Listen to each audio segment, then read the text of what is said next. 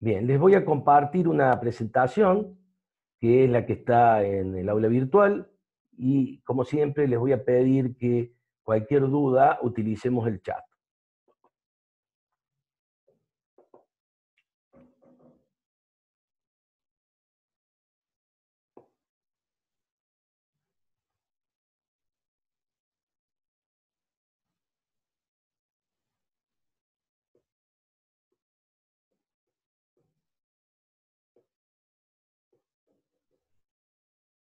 Bueno, no sé si ahí se ve más o menos bien.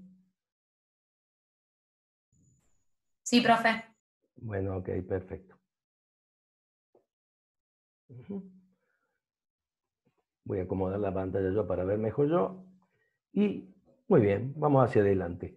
En definitiva, la Q esa es porque es la Q de calidad, ¿no? Como dijimos en la clase anterior, esto tiene mucho que ver con la gestión de calidad y por eso hemos puesto esa Q, aunque la materia sea control estadístico de proceso. Vamos a ver el tema que dijimos hoy, lo que entendemos por infraestructura de la calidad de un país. Y aquí nosotros vamos a hacer una analogía con un edificio para justamente asimilarlo a lo que es una infraestructura.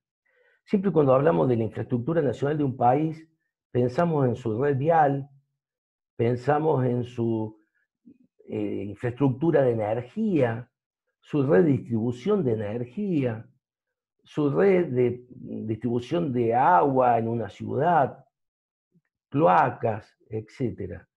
Y no pensamos en otro tipo de infraestructuras que son infraestructuras técnicas y que son, aunque les parezca mentira, tan importantes como las que cité recién.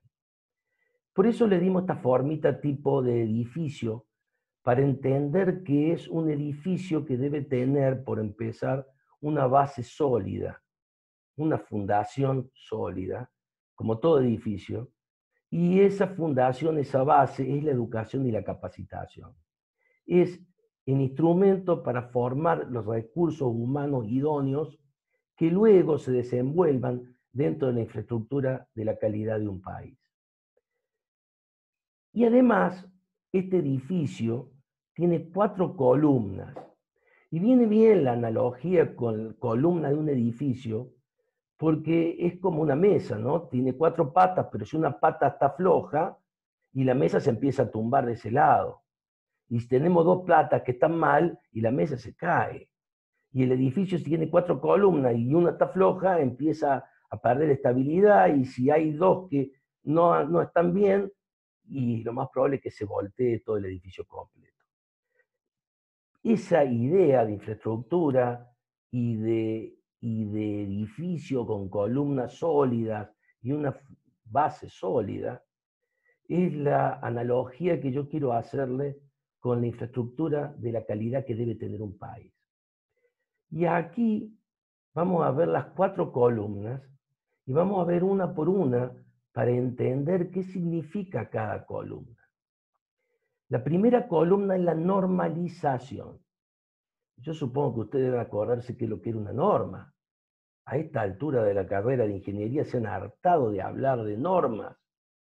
Lo que no sé si tiene absolutamente claro qué significa elaborar una norma, qué significa aprobar una norma, cómo se lleva adelante esto, cuáles son los campos que están normalizados. Y eso es lo que vamos a ver. La segunda columna es la metrología, que tiene que ver con las mediciones. También ustedes, durante todas estas carreras de ingeniería, se han hartado de hablar de los sistemas métricos, el CIMELA, el Sistema Métrico Nacional, el SI, el Sistema Métrico Internacional, etcétera, etcétera, etcétera. Los sistemas decimales que tenemos a partir de la Convención del Metro. Pero bueno, también hay que entender cómo funciona, cuáles son las características principales, cuáles son las definiciones principales, para entender la importancia que tiene.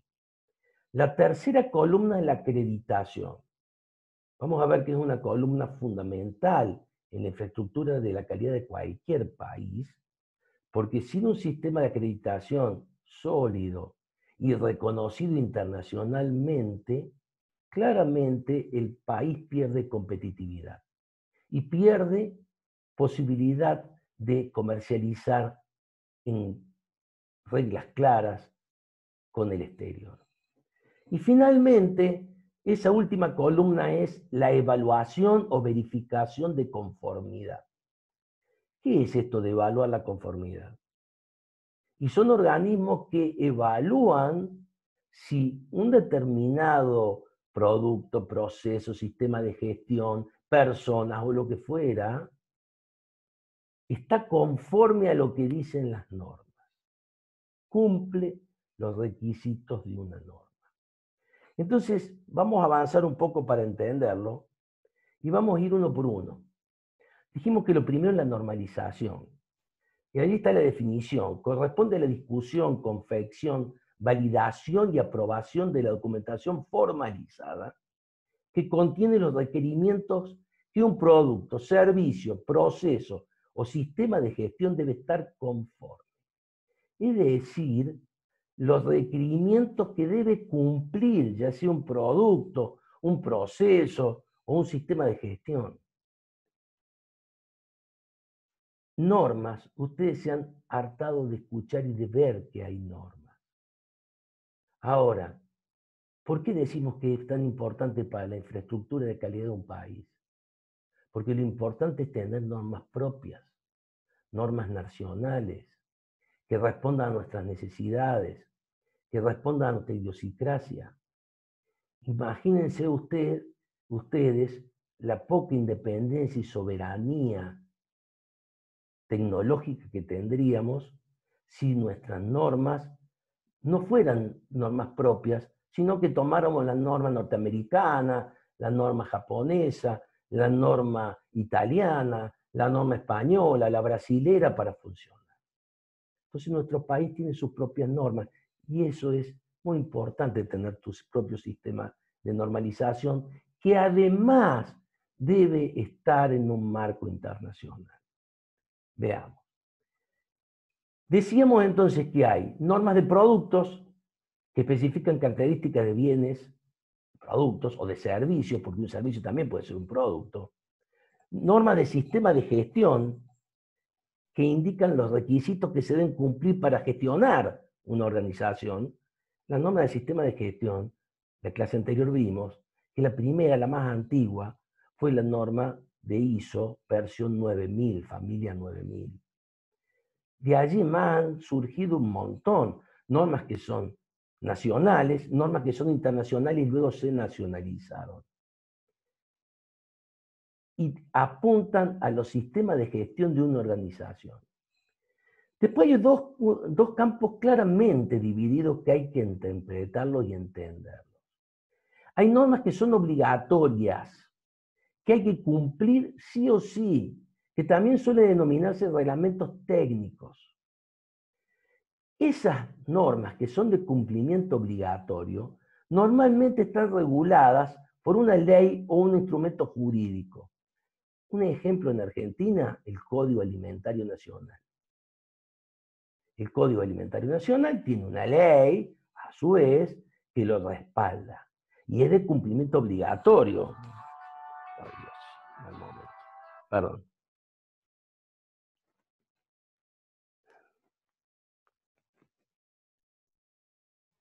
Sí, Guillermo, estoy dando clase, perdóname. A ver, un minuto, perdón. Voy a apagar este celular para que no moleste.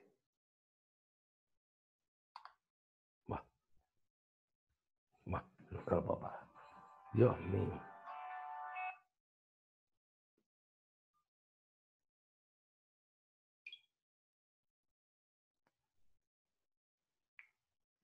Ya está, listo, disculpen.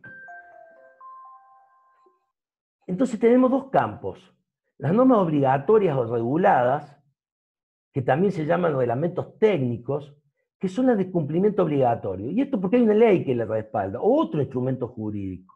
Por ejemplo, las normas que tienen que ver con la seguridad eléctrica, en general son resoluciones de la Secretaría de Comercio.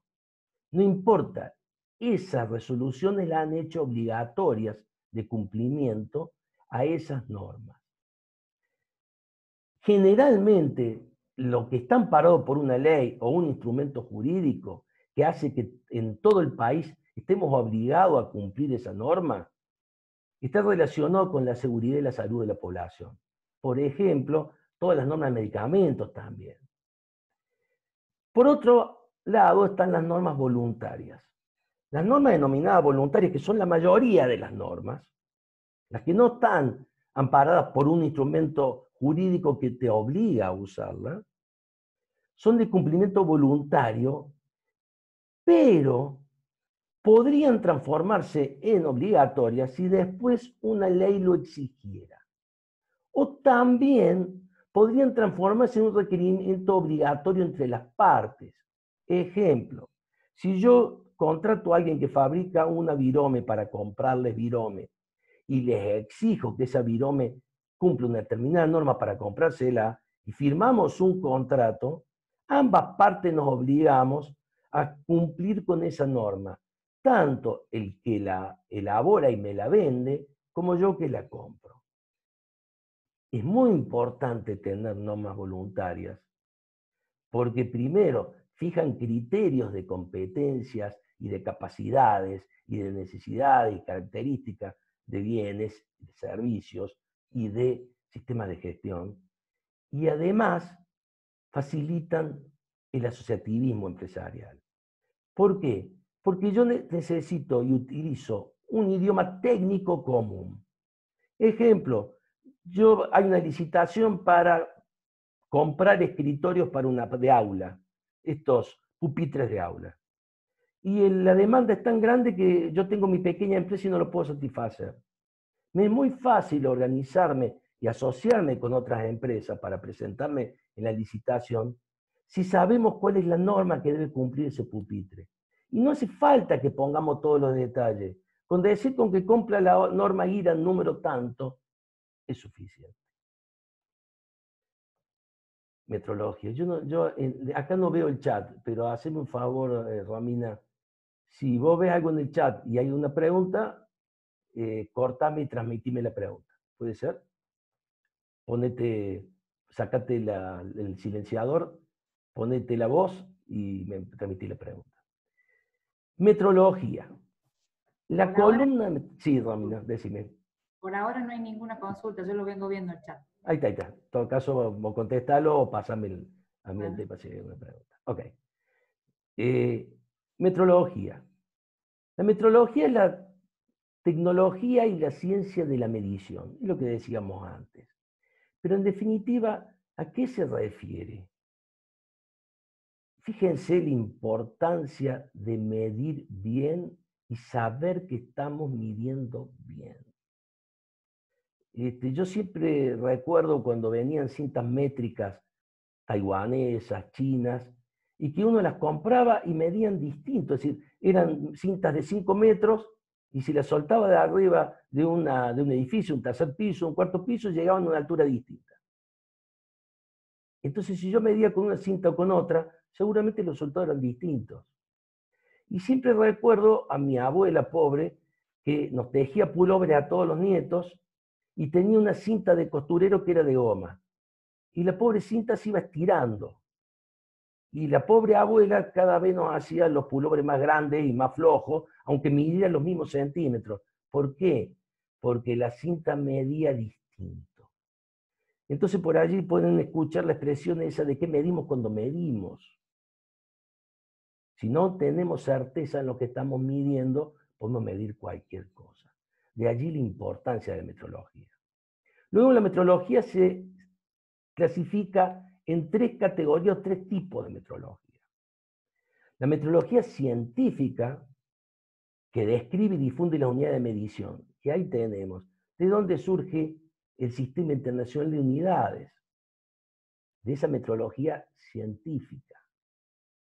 Y luego, además, también la metrología científica describe los procedimientos de medición, que no está puesto allí, pero que también es importante, aparte de las unidades de medición, los procedimientos de medición. Y acá, después cuando hablemos de lo que pasa en el país, vamos a ver qué importante que es la metrología y qué importante es haberse puesto de acuerdo en el mundo en las unidades de medición. Después tenemos la metrología industrial, que garantiza el funcionamiento adecuado de los instrumentos de medición. Es decir, son las balanzas, los instrumentos dimensionales, de medición dimensional, los instrumentos de 3D para medir en 3 dimensiones, etcétera, etcétera, y los calibres simples. El calibre simple de pasa no pasa. Por ejemplo, estoy fabricando un buje de goma cuyo diámetro exterior no debe ser mayor de 5 centímetros, y yo tengo un aro de 5 centímetros de diámetro interior por donde simplemente paso los bujes de goma. Y si se traba, quiere decir que su diámetro es mayor que eso. Y ese es el calibre más simple de todos. El calibre pasa no pasa, que se utiliza mucho en la producción industrial. Y finalmente, la metrología legal. La metrología legal es la que asegura la transparencia de las transacciones comerciales. Y ya vamos a ver que hay otra área de los gobiernos que se dedican a esto.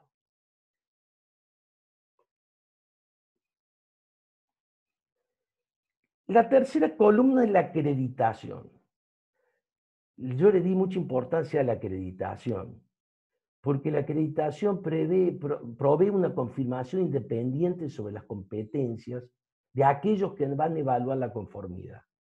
Qué importante es que si la norma dice que ese buje de goma debe tener un diámetro exterior de 5 centímetros, haya alguien que lo pueda controlar y certificar que efectivamente se cumple que su diámetro exterior sea de 5 centímetros. Pero esa persona, ¿cómo sabemos de que esté capacitado para poder hacer ese control? ¿Sabemos que está capacitado? Tiene que haber alguien que pueda confirmar que esa persona es competente para hacer esa medición de ese diámetro exterior.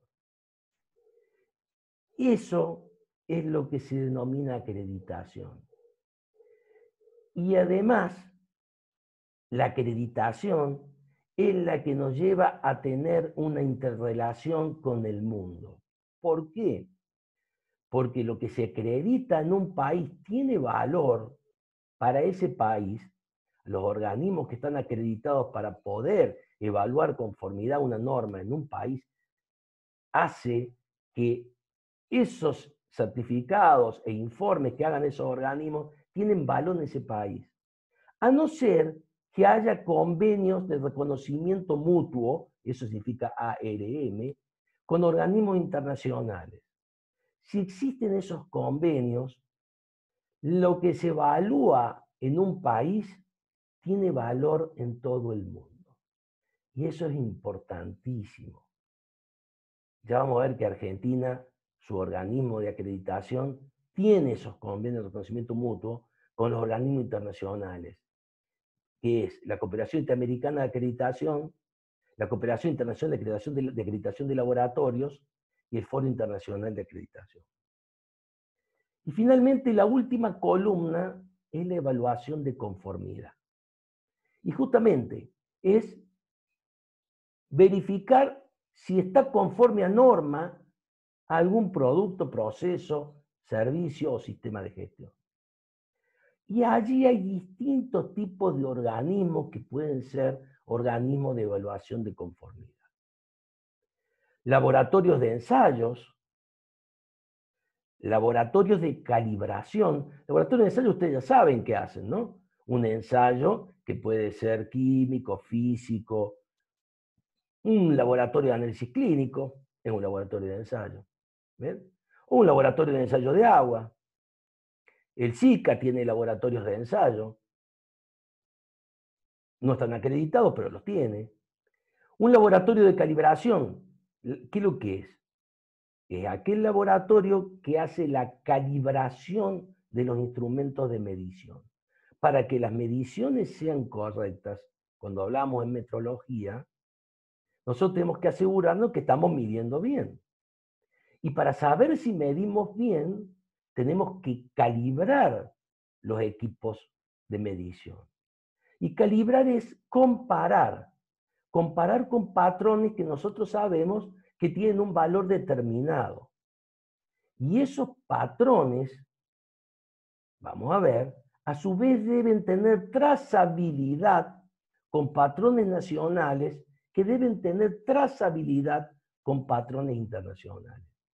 Por lo tanto, también los laboratorios de calibración son organismos de evaluación de conformidad. Después están los organismos de inspección, es decir, aquellos cuerpos de inspectores que saben tomar muestras que sean representativas de un universo. Después están los entes certificantes que pueden certificar productos, procesos o sistemas de gestión. Y después están los organismos de certificación de personas. Todos estos entes, estos organismos, son los organismos de evaluación de conformidad o verificación de conformidad. Pero para que puedan funcionar, tienen que haber sido acreditados por la otra columna, la de acreditación, para que los informes que hagan estos organismos o los certificados que emitan sean confiables. Veamos entonces cómo funciona esta infraestructura y cómo funciona en Argentina. Estamos a 4 minutos, 5 minutos de que se nos corte, pero vamos a avanzar hasta que se corte, después nos conectamos de nuevo. La infraestructura como modelito es igual que todas, nomás que yo a la par de cada columna he puesto el organismo que en Argentina tiene ese rol. La primera es la normalización. En Argentina había varios organismos de normalización, pero no había normas argentinas, no había normas nacionales. Y bien, en la época de Alfonsín, por un decreto, se tomó como normas nacionales las que hacía el IRAM. El IRAM es un organismo que tiene como 70 años, cuyo nombre original era Instituto de Racionalización de Materiales, porque normalizar estaba visto como usar muy bien los materiales, usarlos racionalmente. Normalizar está visto como estandarizar. Si no hubiera estandarización, normalización, supongamos que el paso de una bombita de luz tuviera un montón de pasos posibles, la bombita de luz, y bueno, se me quema una bombita de luz, yo tendría que andar buscando la bombita de luz que tenga el mismo paso que el que yo tengo en mi casa, me volvería loco. Yo en el baño tengo esa bombita de luz miñón que tiene un paso chiquitito y me vuelvo loco para conseguirla. Entonces se estandariza. La estandarización permite la intercambiabilidad y usa racionalmente los materiales. Por eso IRAN originalmente se llamaba así. Cuando fue transformado en Instituto Nacional de Normalización, porque las normas que empezó a hacer IRAN a partir de ese decreto fueron las normas argentinas, entonces IRAN cambió su nombre a Instituto Argentino de Normalización.